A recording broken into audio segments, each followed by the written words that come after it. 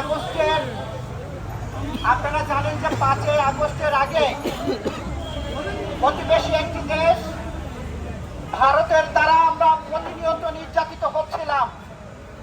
আমরা তৎকালীন শুনেছিলাম শেখ হাসিনা বলেছিল, ভারতকে আমরা যা দিয়েছি ভারত সারা জীবন মনে রাখবে। শেখ হাসিনা বাংলাদেশের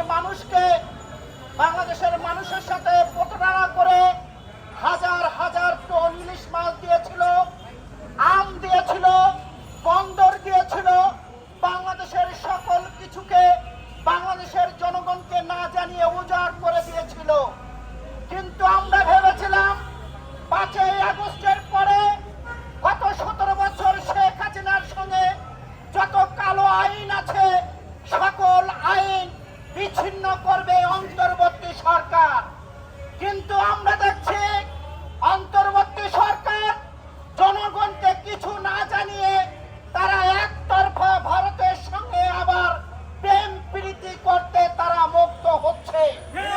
আমরা জানি না কিসের জন্য তারা প্রেম করছেন, কারণ বাংলাদেশের জনগণ ভারতকে প্রত্যাখ্যান করেছে, ভারতের দালাল শেখ হাসিনাকে প্রত্যাখ্যান করেছে। সেটা অন্তর্বর্তী সরকার বুঝতে পারেনি।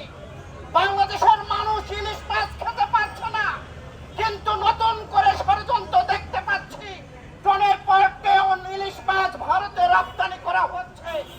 এই অন্তর্বর্তী সরকারের মধ্যে কিছু উপদেষ্টা ভূত আছে যারা জনগণকে ভয় পায়, যারা ভারতের কাছে তোষামতি করতে চায়, যার ধারাবাহিকতায় তারা জনগণকে না জানিয়ে তারা দিল্লিতে এই অন্তর্বর্তী সরকার ইলিশ মাছ পাঠিয়েছে। আমরা প্রতিবাদ নিন্দা করছি এবং এই ভাষা কোথায় বলবো আমরা জানি না। আমরা ভেবেছিলাম 5ই আগস্টের পরে ভারতের বিরুদ্ধে আমাদের কোনো মানববন্ধন, সভা, সেমিনার, বিক্ষোভ করতে হবে না।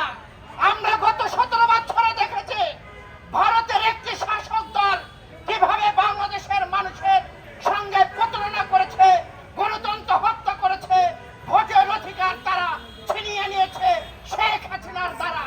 সেই শেখ হাসিনা পালিয়ে দিল্লিতে নানান রকম ষড়যন্ত্র করছে বাংলাদেশ নিয়ে এবং বাংলাদেশের জনগণকে নিয়ে। আমরা স্পষ্ট বার্তা দিতে চাই অন্তর্বর্তী সরকারকে, অন্তর্বর্তী সরকারে যারা আছেন তাদের মনে রাখা উচিত সেই গণভুবনের করুণ কাহিনী। বাংলাদেশের জনগণ যেভাবে গণভুবনে গিয়েছে তেমনি যমুনাতে যেতে বেশি সময় লাগবে না। বলতে চাই, আজ থেকে 4 কি 5 বছর আগে আমরা এখানে একটা প্রোগ্রাম করেছিলাম ভারতের কুসুইন ঠেকানোর জন্য। আমরা 7 জনের মতো প্রোগ্রামে দাঁড়াইছিলাম যে ভারত থেকে যে কুসুইন হচ্ছে সেটা প্রতিবাদে। এই প্রোগ্রাম শেষ করার পরে আমাদের ছেলেপেলে স্মারকলিপি নিয়ে ভারতীয় এম্বাসিতে স্মারকলিপি দিতে চায়, কিন্তু সেই এম্বাসিতে আমাদের ছেলেপেলেকে থানায় ঢুকাই ফেলে, গুলশান থানায়। সেই ভারতের যে কমিশনার সেই থানা পর্যন্ত চলে আসে। আমি আলমগীর রাসূল সেই থানায় গিয়ে বলেছিলাম যে আপনাদের এত বড় স্পর্ধা কিভাবে হয়, বাংলাদেশের প্রোটোকল ধ্বংস করে আপনি একটা থানায় কিভাবে আসতে পারেন। এই সরকারকে আমরা জানিয়ে দিতে চাই, এই সরকার বৈষম্য বিরোধী আন্দোলনের সরকার, কোন দাবিদার সরকারের কোন দাবিদারি করা যাবে না। ভারতীয় আগ্রাসন, দালালি না রাজপথ, এই আপোষ না সংগ্রাম, এই দালালি না রাজপথ, এই ভারতের কালো হাত, এই ভারতীয় আগ্রাসন, ভারতীয় আগ্রাসন। আমার ইলিশ আমি খাবো, ভারত আমার ইলিশ আমি খাবো।